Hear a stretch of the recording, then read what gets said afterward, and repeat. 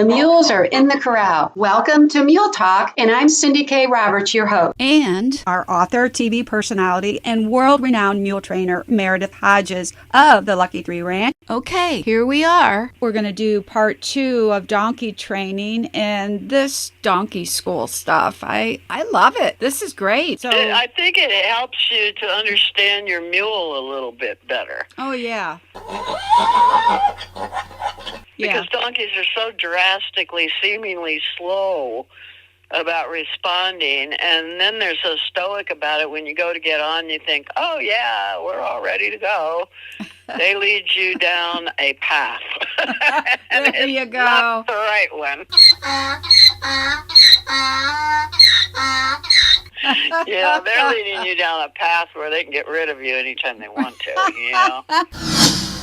That's what I love about this whole thing about mules and donkeys. Oh, they keep me laughing. They do, and that's probably the most endearing thing about mules and donkeys is their sense of humor. I had a lady call me this week, and she was down in the dumps because she thought, oh, my mule's not doing what I want her to do, and I just must be doing something wrong. And we talked for a while, and she goes, do your mules do? And she described something, and I just started laughing. I said, oh, she's playing games with you. She goes, do they do that? I said, of course they do. You know, oh, I'm so glad to talk to you. Now I don't feel so stupid. The people on the trail ride were saying, if I didn't do this and I didn't do that, then I was not doing things right, and my mule was taking advantage of me. I said, nah, she was just playing with you.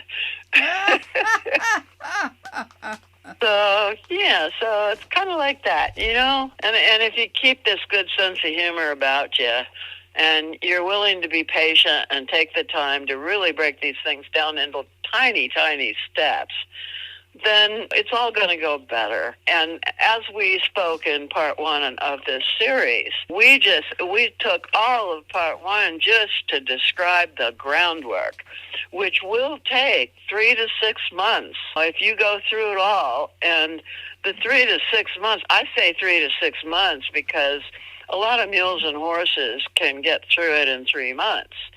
But because the donkey has to do so much thinking, he's more along the lines of 6 months. And it's not because he doesn't learn how to do something. He just needs the time to think about whether he really wants to do it or not. Yeah. That's the big thing. And it takes that long to convince them that, yeah, it's more fun to be with me than just out in the pasture with your head down with a bunch of fools out in the pasture eating grass, you know. Right. And eventually, donkeys will come to that conclusion if you give them the opportunity. Otherwise, you might feel yourself being set up with a disobedient donkey, and you'll blame it on them. Yeah. But it won't be their fault. Right. You know, they have an opportunity and to do these things with you, but if you don't approach them the right way, and if you aren't patient and respectful about the way you're training, then you may find yourself being set up to be unloaded if you're riding, or run away with a cart, any of those dangerous things, because they will just very soon get sick of being with you because it's not fun anymore. Uh-oh. You know? So I'd rather keep things fun with good humor and not really overwhelming you or them. Right. This is why a lot of people feel like they can't train, but they're thinking of it in the wrong terms. Anybody can train their equine. They just need to learn to find somebody like me, I might say, say that very humbly, but who has really researched this enough to know what all of those little steps are, so that you don't overwhelm yourself at any given stage, and you don't overwhelm your animal at any given stage, and you can move along together and get in sync with each other and really have a good time doing it, and at the same time conditioning yourself to be top performers, because that's the end result of all of this. I don't profess to train barrel horses or barrel mules or Western pleasure or anything like that. what all these exercises are for is so at the end of all of it, you will be able to do anything that you choose to do with your mule or your donkey or your horse or your pony, because you've got the right kind of foundation on them, and it's solid. It's that building of postural core strength where they learn to move in good posture, to use their bodies the way it was designed to be used, that it's supported by ligaments, tendons, muscles, and even connective tissue and cartilage that causes the bones to move correctly so they can do any kind of movement that you ask for, which gives them maximum versatility and you maximum choice of what you want to do. And they'll be able to do all of it. But you got to spend the time at the front during all this groundwork to do it correctly so that they're keeping equal weight over all 4 feet. They're keeping their body erect. They're bending to arcs and turns through the torso and not just falling over like a motorcycle does. People start them in the round pen, but that's exactly the wrong place to start them. And I think that's why a lot of the trainers say training in the round pen is so dangerous. Because if you don't do this groundwork that I'm talking about, that I told you about in part 1, where you're actually teaching them how to move and building their bodies the right way to move the right way, then yes, they do get in the round pen, and it's dangerous for them because they will move out of good posture and create sorenesses and pressure points in their body and put too much weight on one side, not enough on the other, moving erratically and everything, which only tears their bodies to pieces. But if you spend this maximum of 2 years doing this kind of groundwork, then you're going to gain 10 years of use life on the other end, and they're going to live longer. They're going to gain about 10 years of longevity. It really is important to go ahead and do this kind of work this way. Spend the time to do it, and not only do you end up with an animal that's conditioned properly and is strong in his body and beautiful in his movement, smooth, fluid, regular cadence and rhythm, it's going to be fun for both of you, because then you can decide to do whatever you want to do whenever you want to do it. Because as I said before, the thing that upsets equines more than anything is a loss of balance. And it gets even more dangerous.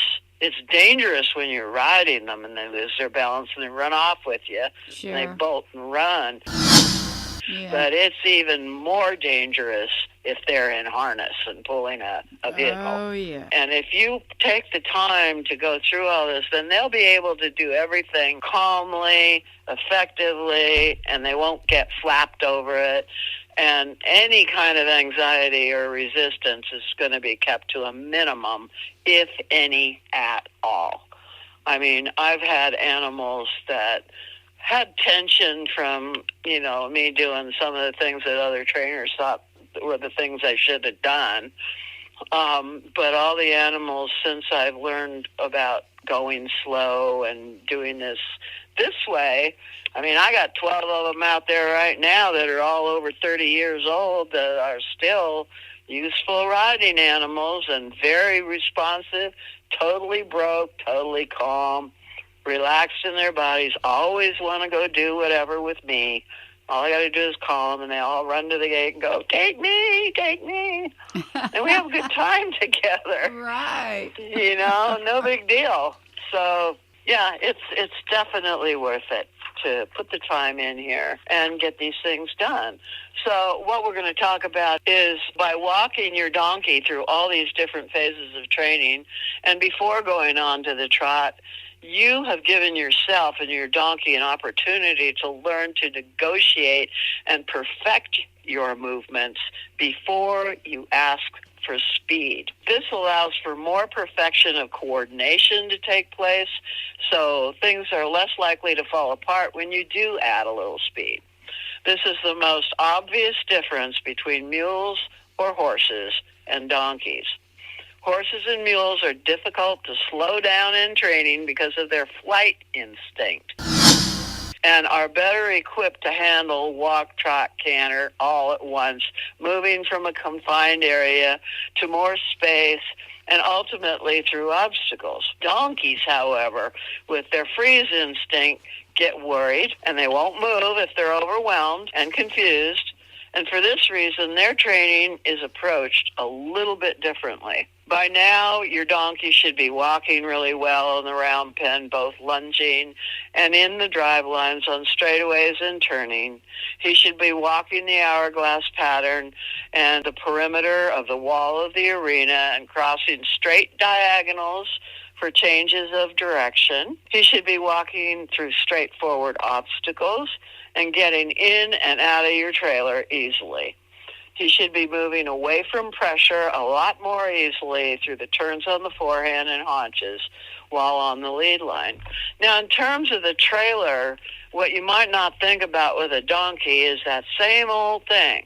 The donkey is reluctant to get into the trailer because it puts him in an awkward position, and he's out of balance, and he feels vulnerable. And donkeys will always balk when that happens.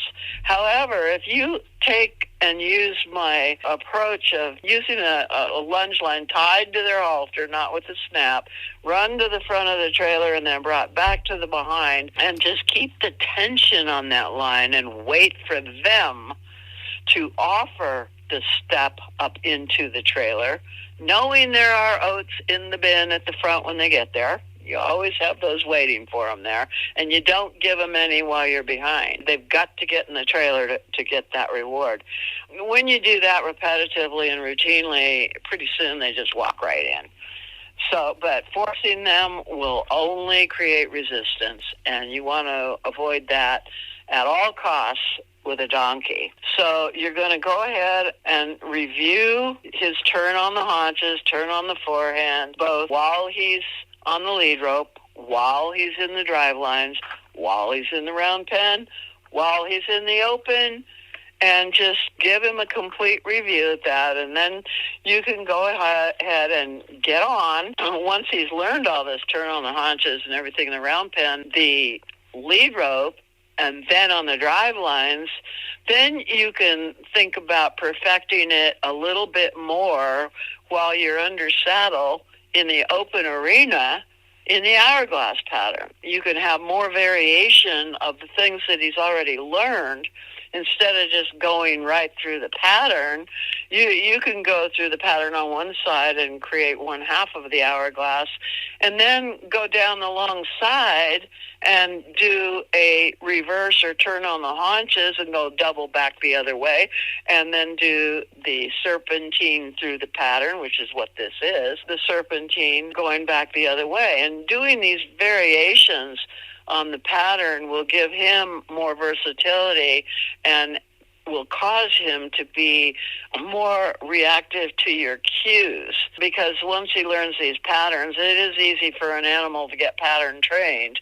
And so if he's just doing the hourglass pattern all the time, first on the lead rope, then on the drive lines, then under saddle, the same way every time, then he's going to get bored with it, and he's going to start anticipating. This is something that we were always talking about before. Don't pattern train your animal, because then they'll anticipate.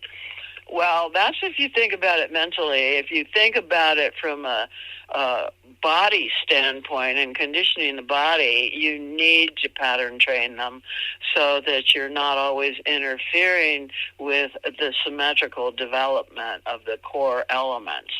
They need to be able to know the pattern, feel comfortable with the pattern, and then you can guide them through the pattern, and each time they will get better and better and better. But eventually they will get pattern trained, and they will start anticipating things. And so you want to keep things light and airy, but you want to keep reinforcing all the things that they've learned thus far. So this is why you will actually use the hourglass pattern in a lot of different ways now, so that you can enhance the things that they've learned. Now, in the last part of part one, we learned to put them on the drive lines and do circles around the cones. And we also would learn how to come off those circles and begin leg yields on the drive lines with the help of an assistant. So now that we're under saddle, we want to perfect the leg yield from his back. And in the beginning, those cues that you're going to give them are going to be a little awkward. And you're going to have to think, I need to give these cues with my seat and minimize rein pressure and minimize leg pressure when we start going laterally. So you will use your circles, but you will also use centrifugal force to come off those circles. And at first, you're going to go from a corner cone in your arena down across the diagonal using this concept of just kind of moving over off your leg, and don't just turn them into the diagonal.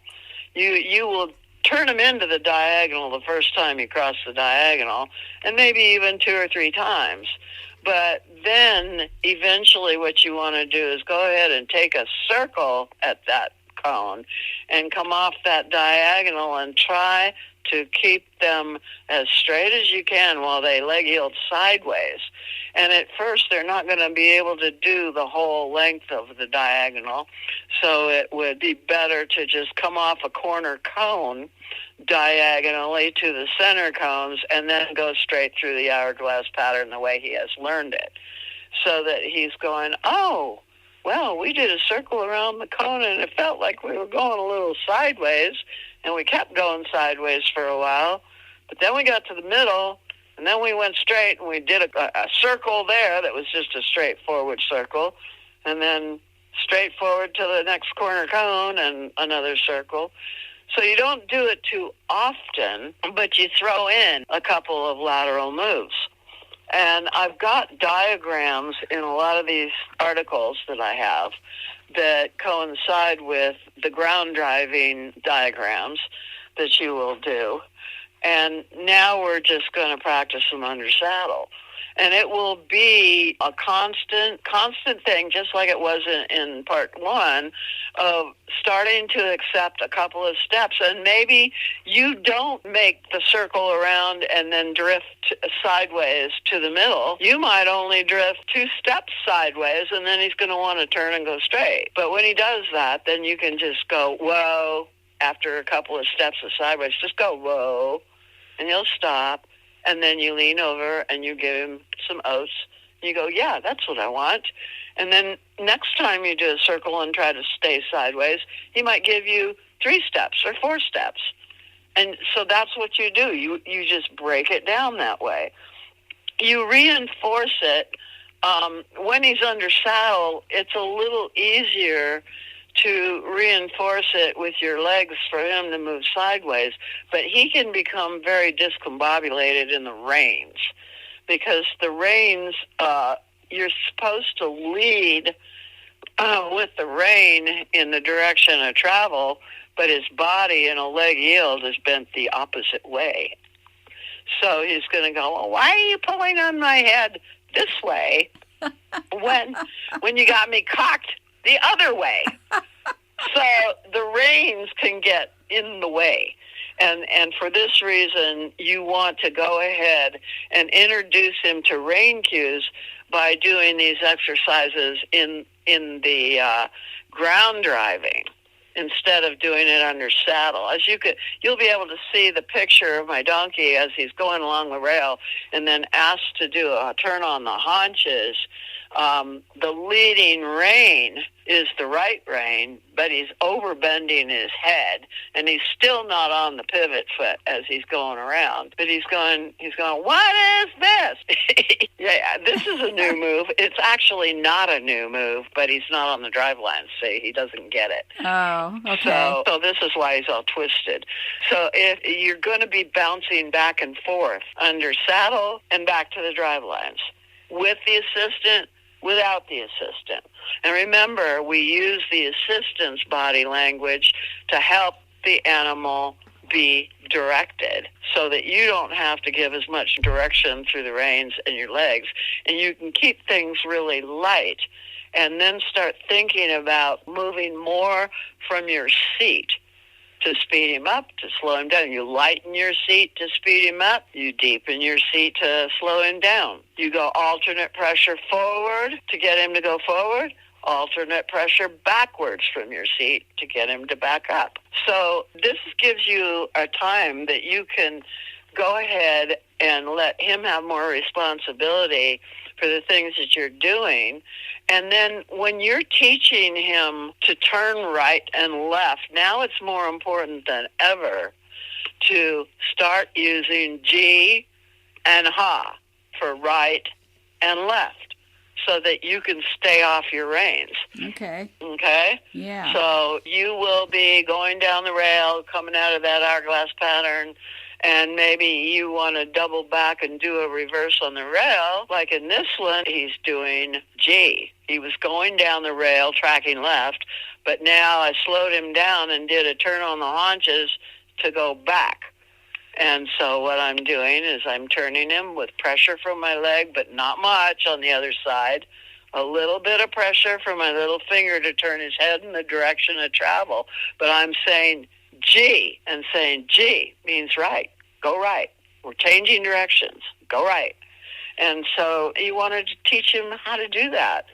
And then you can go on the rail like that, and you can do something like going along the rail and then go, okay, and reverse, G, and then go G, G, G, until you get back to the rail again, and you will have done a 360-degree turn with the pivot foot on the haunches just by telling him G, but keeping all of your aids very, very light. And as he learns what that G and Ha means, you can do that along the rail. You can get out into the open where you had those halts, and you can even be walking along, and you'll start at the walk and go around the two cones on the short end and come down between the cone, the corner cone and the gate cones, are the ones in the middle, that's what I call them. And instead of halting, you go G around. G around. In this case, if you're going track and left, then you go ha around, ha around, ha around, come back to the same place you were, and then continue on to the gate. You can do that on the drive lines. You can do it under saddle. But now, when you're doing that in those points where he halted, and instead you're not stopping, but you're going, you're creating the beginning of a reining spin. You're teaching him how to keep the right balance over that turn throughout a 360 turn. You have not done that before, but you're going to teach it in pieces. And if he only does a couple steps, then you stop him, give him a reward, then ask him to keep going forward and around a little bit more. If he gives you 2 more steps, stop him, give him a reward until he's completed the circle. And that's to say to him, this was the whole task, but we had to do it in pieces, just like we do everything in pieces. Now, in dressage, they have what's called a canter pirouette, where they do not plant the pivot foot.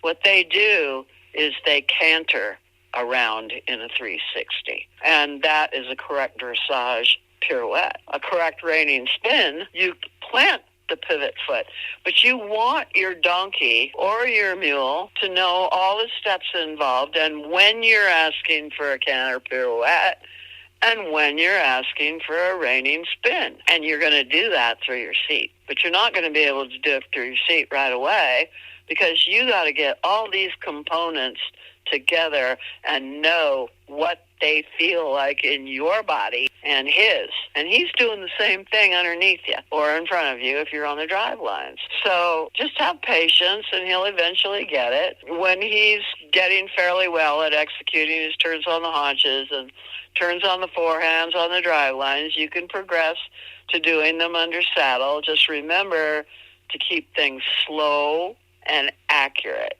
Speed will only bring confusion and resistance at this point. It's best to opt for perfection at a slower and more controlled pace. When you're both more practiced and coordinated, you can add speed. Your donkey should be willing to trot in the round pen with just his tack. Up to this point, he's learned his turns on the walk, both on the drive lines and under saddle, in the round pen and open arena, over obstacles. Now he'll learn to trot on the drive lines and under saddle, beginning with the usual review. Then, after he's lunged at the trot, put him on the drive lines and drive him at the trot. If he gets bulky, your assistant can trot ahead of him with the treat bag and no lead line initially. If he goes too fast, then just slow him down easily by giving the command of whoa and create a drag on the lines. Alternate pressure, squeeze, release. And your assistant can help if necessary by getting a little ahead of him, same way she did in part one. You're using all of these little tips that I've given you to control him, hopefully, mostly without the reins and without the legs, only with minimal pressure from there. And when you're on him, you're going to be directing him from your seat. And you'll use your reins on the ground driving, but you want to keep in mind that you want to keep getting it lighter and lighter and lighter. And use an assistant if he's starting to run through those drive lines, because you have to realize that he is only going to get confused if at first you're trying to keep things light on the reins, and then all of a sudden you start pulling on the reins. Right. He's just going to look at you and go, Yeah. well, make up your mind. What is it? You know, are you going to pull or are you going to let me go? So your assistant can always back up whatever you're trying to do by using her body language and by carrying the whip and by positioning herself in the right places when you're asking your donkey to do these things. And he's learning the language at the same time through your hands on the drive lines and through your seat when you're riding. He needs to learn not to just bully his way forward and out of a difficult situation. If there's a problem, most donkeys will attempt to evacuate the scene in slow-mo. It is better to teach them right from the beginning to stop and wait. And they're perfectly willing to do that because of their stop and freeze instinct. So if you don't aggravate them, they won't run off. They'll stop. So when he trots real well in the round pen, you can begin to add trot to your sessions in the open. Always review first and add the new movement at the end of his lesson. Always add the new one at the end of the lesson. After the review, begin by having him trot through the hourglass pattern on the drive lines with your assistant, then without. So it'll be shaky at first, and you may feel like you're riding a drunken sailor if you're riding, or driving a drunken sailor if you're driving. Just be sure make your rein and leg cues as subtle as possible to prevent overreaction and keep him encouraged forward with a loose rein as he's going forward. Learn to vibrate the reins rather than pulling. This helps minimize overreactions.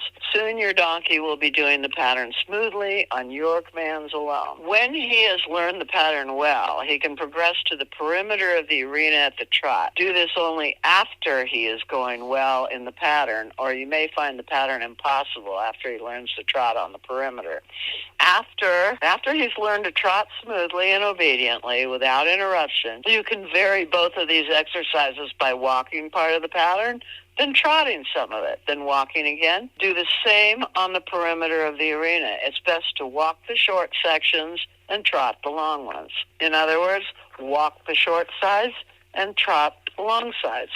Later on, he'll be learning to lengthen his trot on the long sides after trotting the short sides. So using the trot on the obstacle course requires that you be very definite about where and when you do it, so plan ahead. You want to space your obstacles apart so that you can trot in between them. Don't put them all so close together that you got to go from one to the next without any stops in between. And you do want stops in between, and there's usually plenty of room to do that. But you want to put it together so that he can trot over the spaces between the obstacles, Or you may want to plan it so you can trot straight over the ground poles or a tarp, but he needs to be willing to stop immediately on the other side. So plan on doing that. Also, understand that your ground rails are going to have to be increased in distance between them when you're trotting them. So you can't just walk to one time and trot the next. Plan, are you going to be trotting the ground poles this day, and space them accordingly, because you don't want to have to be getting on and off and doing that. The other thing that's helpful too is to strategically place your obstacles in your arena so that you don't have to keep changing things around to do all of these things. Now, in one of my articles, I do lay out the plan for you to go ahead and lay your obstacles into the hourglass pattern so that it doesn't interfere with you if you're riding the hourglass pattern. It doesn't interfere if you're riding the hourglass pattern down one side and going straight down the arena on the long side to add that, or on the short sides. And I do that by putting the obstacles on the fence side, on the arena fence side of the gate cones. This gives you enough room to put a couple of obstacles down that side and still leave the long side of the arena open, so if you decide to go down there, you can do that. So if your arena's big enough, you can put all your tires, your poles, your tarp, and the tractor tire even, for all the work you want to do. You could get them all into one arena and not have to move anything around to change from one task to another. And it may be that you want to come out one day and you warm up in the hourglass pattern under saddle, because now you're under saddle. And the other thing is you're not going to be rewarding all the time when you're under saddle. They've learned all the moves that you're going to be doing, basically. So I generally will just go ahead and have them stand still while I mount, and I'll go ahead and get on. Then I'll give them their oats reward from both sides so that they're paying attention and they're standing still and not just moving off. Then I'll ask them to go ahead and move off into the hourglass pattern, and if they do that a little bit quickly, then I will take a circle on the cone. The first cone I come to, I'll take a circle, because I'd rather take a small circle on the cone than pull on the reins, and this will slow them down. So you're going to use all these pieces while you're riding, to go ahead and slow them without pulling on those reins, and get them to go with your seat by just shifting your seat forward and lighter, and they'll learn to speed up, and you just shift it deeper in the saddle and sit deep and stop moving if you want them to halt, and lighten up the seat just a hair, and then just start pedaling backwards with your seat, and try to really minimize rein and leg cues. And this will get them moving in sync with you, and it will also get them to learn to be willing to stop and wait for your next command for however long it takes. They'll just settle in the halt and wait for you to say something. And this way, they don't get all anxious and start prancing around. And this is the foundation for learning to stand quietly, both in harness and under saddle. This means that you, too, must learn to approach him slowly and quietly from behind while in the drive lines, and to sit quietly when halted under saddle until you present his reward and ask him to move on. Then he doesn't get all anxious waiting for abrupt commands. Right. A lot of us get involved in abrupt commands, and this just makes them anxious and tense, and then we get overreactions. So there's a lot you can do. You can help him with his backing through straight backup poles. He can walk into the poles and back up to the poles. And if they're straight poles, they're going to help him to learn to back straight, even though your cues are alternate pressure on each side. He might overreact if the poles weren't there, but this is just another way to enhance and finesse your cues and his movements when you give him those cues. You can even add an angled backwards thing, so he gets a couple of different things he has to do. So he can walk forward straight, then at the angle turn and go to the end of the angle, and then he has to come back straight, move his haunches over for the new angle, and then back straight again. While he's doing that, you're just lightly giving leg pressure and giving the right cues to direct him and keep his front end straight while he's doing it, leading a little to one side while he angles his haunches to the other side. There are a lot of minute little things that happen in these obstacles as far as your cues are concerned when you're primarily riding from your seat. And you can use your assistant from behind with the driving whip, and then without the assistant, ground drive and walk with the assistant, and then without the assistant, ride at the walk with the assistant, then without the assistant, finally ground drive and ride at the trot with the assistant, and then without the assistant. The donkey is an animal that was born for no other purpose than to serve. If he understands what you are trying to convey, he has the innate desire to please. Remember this and be patient with your donkey. Each individual learns at his own pace, but rest assured he will never forget what he has learned. I've learned a lot about donkeys today. Very cool, Meredith. Well, it's lunchtime. It is. You have a great rest of the day, Cindy. Meredith's website is lucky3ranch.com, and you can call her at 1-800-816-7566. And I can be reached through my website, everycowgirlsdream.com. Gotta go. My mule is looking for me.